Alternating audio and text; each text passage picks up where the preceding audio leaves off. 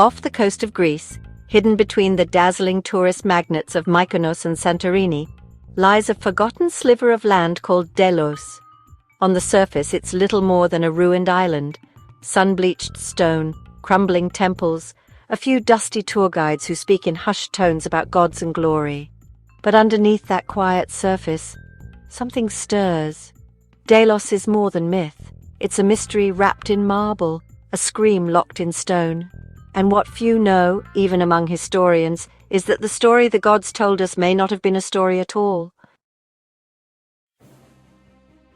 According to ancient Greek mythology, Delos was where Apollo and Artemis, the twin children of Zeus and the Titaness Leto, were born. But this wasn't a celebration. It was an act of divine rebellion. Leto, cursed by Hera to never give birth on any land under the sun, wandered the earth in agony, until Poseidon raised a floating island from the depths. That island was Delos. There, alone and surrounded by ocean, Leto gave birth, first Artemis, then Apollo, and with that, Delos stopped floating, anchoring itself to the seafloor as if the twins had claimed it. Delos became sacred, pilgrimages began, worship bloomed, a radiant cult rose from the marble. But strange things followed. Historical records from as early as 500 BC describe oddities, voices at night, statues weeping salt water, priests dreaming of silver-eyed twins whispering beneath the ground. Children fell ill near Artemis's altar, visitors returned home and went mad. In response, the city-states issued a decree. No one could be born or die on Delos again. Pregnancies were exiled, bodies removed. Delos became a sacred vacuum. For centuries, it worked. Then came the archaeologists. In the early 1900s, a team uncovered a sealed chamber beneath Artemis's temple. Inside, they found ivory figurines, always in pairs, surrounding a stained stone slab shaped like a birthing chair. One archaeologist wrote, "The air in the chamber hums. I feel watched, not by God, but by something far older."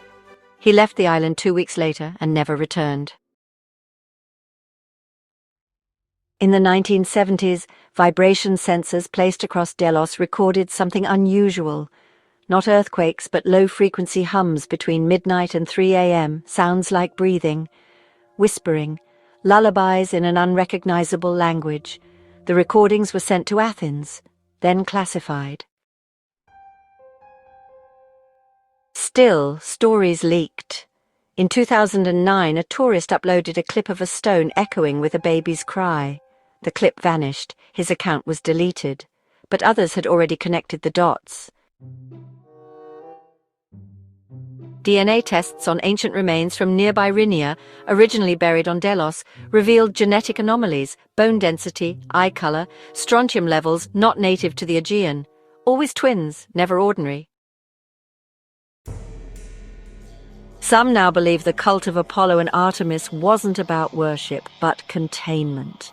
A belief that what was born on Delos didn't belong to our world, couldn't be born, couldn't die, couldn't multiply.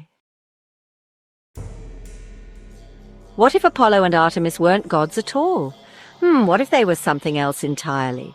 You know, because to this day no one has managed to map the island's underground chambers. It's quite intriguing, really. The figurines, they're still sitting locked away in Athens. And well, every attempt to reopen the sealed temple, it's failed. Quite the mystery, don't you think? Leto found refuge on a land the sun couldn't claim, and now, thousands of years later, we're still afraid to walk it in the dark. Maybe the ancient Greeks weren't just building temples, maybe they were building a prison. Before you go, ask yourself, what else in ancient myth might be buried truth? How many other legends are just history with the names changed?